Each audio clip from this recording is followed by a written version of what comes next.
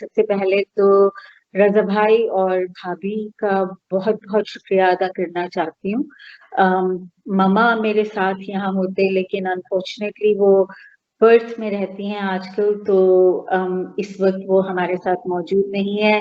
इसलिए मैं अपने पूरी फैमिली, पूरे परिवार की ओर से आप सभी का शुक्रिया, भाई और भाभी का शुक्रिया, और किमी भाई आपका, फहमीदा भाभी का बहुत-बहुत शुक्रिया। जो तमाम आर्टिस्ट और म्यूजिशियंस जिन्होंने कंट्रीब्यूट करके इस प्रोजेक्ट को इतने अच्छे ढंग से पिरोया है, उन सभी का तहे दिल से शुक्रिया करती हूँ। पापा की शायरी को एक्सप्लेन करना तो मेरे ख्याल से नामुमकिन सी बात है।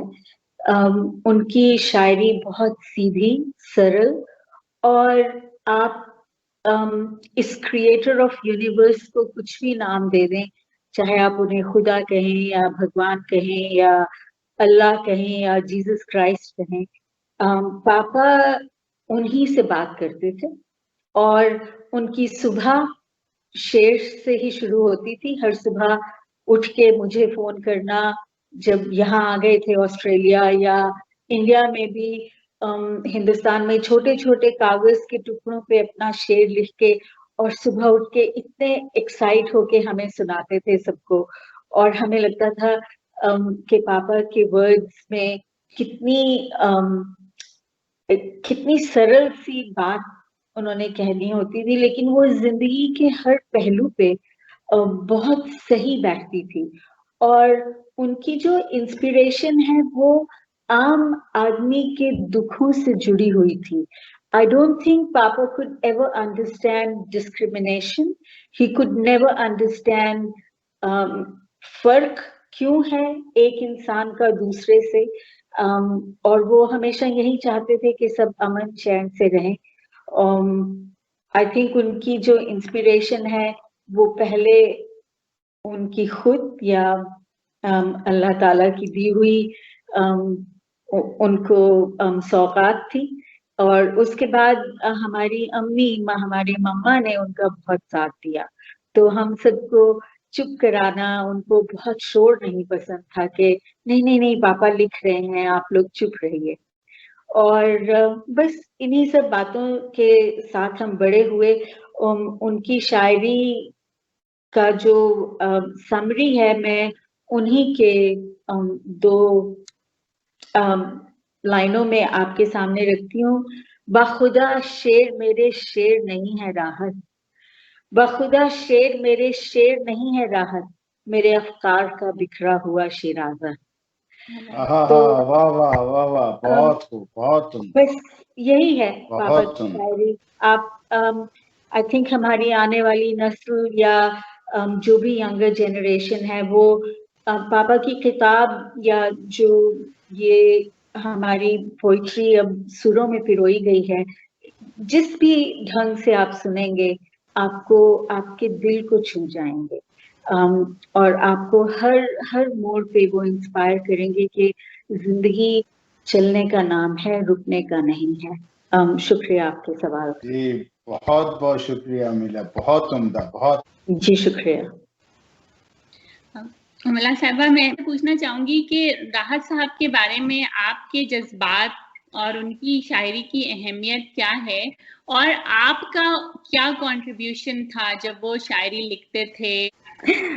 बच्चे कहाँ कंट्रीब्यूट करते हैं, हम तो हम आज जहाँ भी हैं वो उन्हीं का आशीर्वाद है। हाँ, लेकिन आपका कंट्रीब्यूशन तो, अगर आपने वो लिख रहे हैं और अगर आप उस टाइम क्वाइट हैं, आपने शोर नहीं किया, तो वो भी एक कंट्रीब्यूशन है, या आपने उनको लिखने में सपोर्ट किया, तो वो उस तरह से कुछ हम लोगों को बताएं उस बारे में। पापा बहुत अच्छी कहानियां सुनाया करते थे। हमारा घर फूलों वाले घर के नाम से जाना जाता था, क्योंकि पापा को बहुत शौक था कि बहुत सारे फूल हों। और मुझे अभी भी याद है, हम सुबह सुबह उठ के मैं सबसे छोटी थी घर में, और मैं भागी भागी अपने बाग में जाती थी और वहाँ गुलाब के फूल बहुत होते थे, और मैं छोटी-मोटी चबी सी पापा को आके कहती थी, पापा आज मुझे फूलों में फिर से भगवान जी मिल गए। तो वो भी मुझे कहते थे, अच्छा चलो हम ढूँढने चलते हैं उन्हें, और फिर मैं उँगली पकड़ के पापा की उनको वहाँ ले जाती थी। और चाँस की बात है कि जब वो यहाँ ऑस्ट्रेलिया आए, तो उनको मुशायरों में लाज़िम है कि बुलाया जाता था, और हम बहुत जल्दी चले जाया करते थे मुशायरों में, बिकॉज़ उनको ये लगता था कि हमें वक़्त का बहुत पाबंद होना चाहिए। आई थिंक उनकी शायरी को बहुत सारे लोगों तक पहुँचाने में अगर वो एक बेटी की कंट्रीब्यूशन है तो बस वही थी। जी, बहुत-बहुत शुक्रिया, ये तो बहुत बड़ा कंट्रीब्यूशन है और ट्रूली अप्रिशिएटेड। तो फसी भाई, अब मैं आपको हैंड ओवर करती हूँ। जी, बहुत-बहुत शुक्रिया इरम।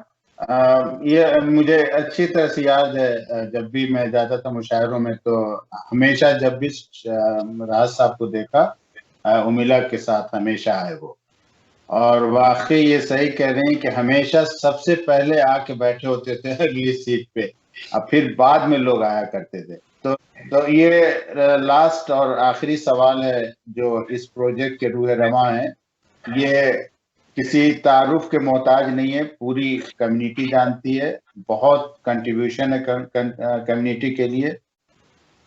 आप एक शेर है अब्बास भाई के लिए कि आपको मेरी तारुफ की जरूरत क्या है, आपको मेरी तारुफ की जरूरत क्या है, हम वही हैं जिसे आपने चाहा था कभी। तो ये इनकी शख्सियत है, हर जगह मौजूद होते हैं।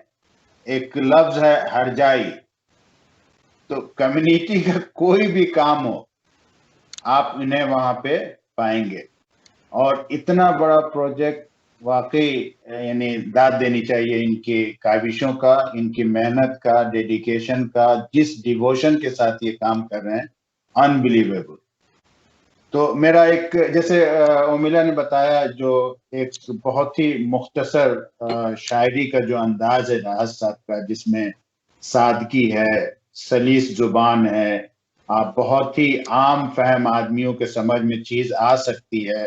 उनकी शायरी 47 के जो हालात थे उसकी भी अक्कासी करती है, एक गरीब की आवाज भी है, और इक्वलिटी के बारे में भी सोचते हैं। उसके बाद से जो भगवान है या अल्लाह है या खुदा है, उन्हें भी आप अपनी शायरी के बंदिशों में अल्फाज देते हैं। तो उसी हवाले से पूरी तरह से ये है कि फुल्ली क्वालिफाइड उनकी शायरी है कि उसको, उनकी शायरी को पीस और हार्मनी के साथ जोड़ा जाए और उसके साथ डेडिकेट किया जाए। तो मजीद हम अपने तरफ से जो भी कहें उस चीज को इंडोर्स करने के लिए इस प्रोजेक्ट के रूह रवां अब्बास रजा अलवी से मैं गुजारिश करूंगा कि इस पे रोशनी डालें। देखिए, राहत साहब से मेरी बहुत सी मुलाकातें हुई है। पहले तो बहुत हुआ करती थी, पिछले कुछ सालों में उतनी ज़्यादा नहीं हुई, लेकिन शायद मेरी कुछ उनसे किसी किस्म का रिलेशन ही था कि उनके इंतकाल से कुछ घंटे पहले, एक दिन पहले समझ लीजिए, मैं गया हूँ, मिला हूँ, उनको देखा भी है और उनको सलाम भी किया है। देखिए, उनकी जो ओवरऑल प्रोफाइल थी, मैं बड़ा इन्फ्लुएंस हुआ उससे। एक तो अगर आप जितने भी शायर देख लीजिए, हर शायर चाहता है कि उसको ज़्यादा से ज़्यादा सुना जाए, और माइक्रोफोन कोशिश करता है कि माइक्रोफोन के पास जाए और ज़्यादा टाइम लगाए और सब कुछ करे। आपने जितने भी मुशायरे उनके देखे होंगे, वो कहते थे बस ख़त्म, बस।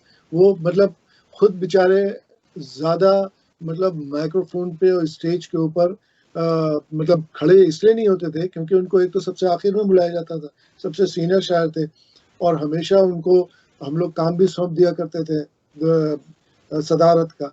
तो उनकी जो एक प्रोफाइल थी उसने मुझे बहुत इन्फ्लुएंस किया। कभी मुझे उनके अंदर ईगो नहीं नजर आई, नंबर 1, कभी नहीं नजर आई। बल्कि मैंने एक बार कहीं मिसाल भी दी थी है कि उन्होंने जब पहला गाना हमारा लिखा था तो उसमें एक लफ्ज़ ज़रा म्यूजिकली मुझे थोड़ा डिफिकल्ट लग रहा था, तो मैंने उनसे इल्तिजा करी और उन्होंने कुछ नहीं कहा, विद इन फ्यू आवर्स उन्होंने मुझे फ़ोन किया और उसको तब्दील कर दिया। और मतलब अगर मैं आज के किसी शायर से कहूँ तो वो मुझे 10 बात कहेगा कि भाई ये अच्छा लफ्ज़ है, इससे अच्छा और कोई हो ही नहीं सकता।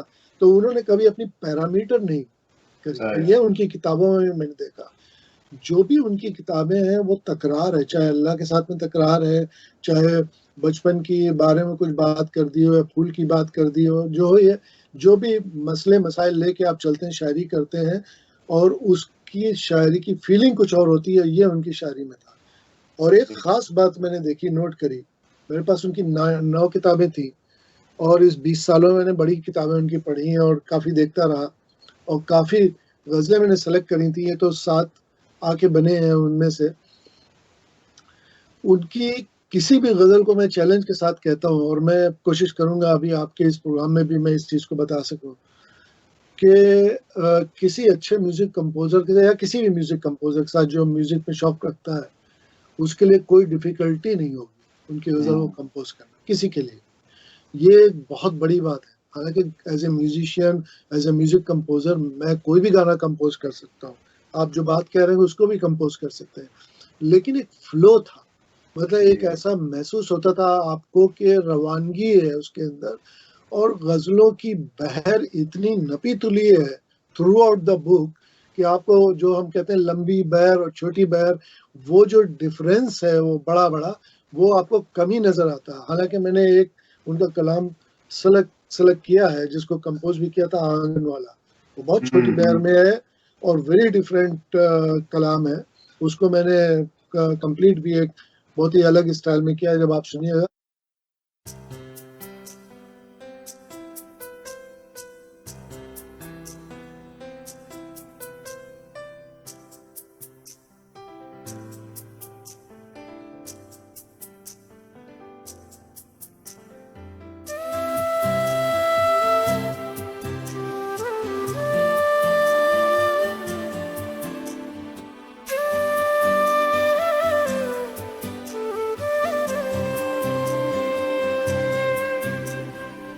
लोरियों से भरा हुआ आंगन,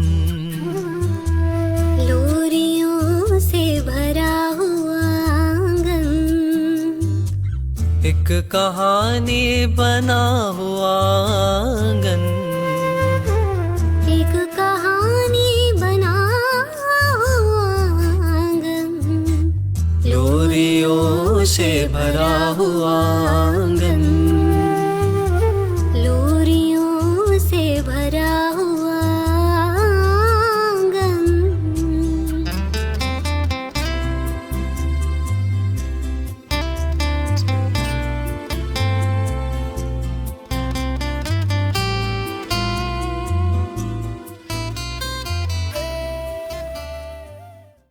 तो ये एक उनकी ख़ास चीज़ थी। और फिर एक चीज़ से मैं मुतासर ये हुआ कि वो जो बॉर्डर के जो डिफरेंसेस हैं उनको मानते नहीं थे, बल्कि वो चाहते थे कि लोग मिल के रहें। तो उनके मेरे ख़्याल से यहाँ पे सिडनी में जो मैंने देखा, उनके पाकिस्तान के बहुत दोस्त थे, बल्कि मैं उनसे अक्सर कहा करता था कि बल्कि मैंने ही एक ज़हन में डाला था उनके कि आपकी शायरी जो भी आप बुक उर्दू में लिख रहे हैं, इसको वाइडर ऑडियंस में भी जाना चाहिए। मैंने उनसे खुद इल्तिजा करी थी और उसके बाद में उमिला ने उस पर वर्कआउट किया और वो किताब भी उनकी आई उर्दू हिंदी वाली पेज की, वो पहली भी किताब थी यहाँ पर ऑस्ट्रेलिया में। तो ये सब चीज़ें जो थी उनकी बहुत मतलब ऐसी थी जो बताती थी, जो हमको बताती थी। हमने तो 47 का इंडिपेंडेंस नहीं देखा, लेकिन उस फील को जब भी मैंने बात किया राज साहब से या उनकी वाइफ से, बहुत महसूस हुआ। बहुत उम्दा प्रोग्राम रहा। फिर एक बार बहुत बहुत शुक्रिया तमाम लोगों का। अब इससे पहले कि ये प्रोग्राम अख्ताम को पहुंचे, मैं इक़्तिदार भाई को हैंड ओवर करता हूं और इक़्तिदार भाई इसके आखिरी कलमा सुनाएंगे। शुक्रिया जी, बहुत शुक्रिया फसी भाई, इरम, उमिला बहन और रज़ा भाई। बहुत ज़बरदस्त आप लोगों ने अपने तजुर्बात का इजहार किया यहाँ पे और मैं उसके लिए बहुत शुक्रगुज़ार हूँ। मैं अब इस प्रोग्राम को यहीं पे ख़त्म करना चाहूँगा, लेकिन ये बता दूँ कि इसके बाद हम लोग जो तर्ज बनाने के जो अलग अलग तजुर्बात थे वो 2 लोगों से बात करेंगे उसमें। तो वो सबसे पहले रेहान जाफरी साहब के साथ, उसके बाद फिर हम रज़ा भाई के साथ ये प्रोग्राम करेंगे। तो बहुत शुक्रिया। तो एक बार फिर आप सबका शुक्रिया अदा करते हुए मैं इस शेर के साथ अपने मरहूम ओके और बहुत अजीज़ तरीन उस्ताद ओके अंकल के इस शेर से ख़त्म करूँगा और उम्मीद करते हैं कि आप सब भी हमारे साथ अगले प्रोग्राम्स में होंगे। उनका ये फरमाना था, इस बुलंदी से क्या खाक नजर आऊंगा, ऐ फलक देख मुझे मेरे बराबर होकर। क्या बात है। सबका बहुत शुक्रिया, सारे दर्शकगण का, सारे नाजरीन का, और आप फसी भाई इरम खासकर का बहुत बहुत शुक्रिया इस निज़ामत का। और आइंदा हम आपके साथ और प्रोग्राम करेंगे। एक बार फिर आदाब, सलाम, नमस्कार और बहुत बहुत गुड डे।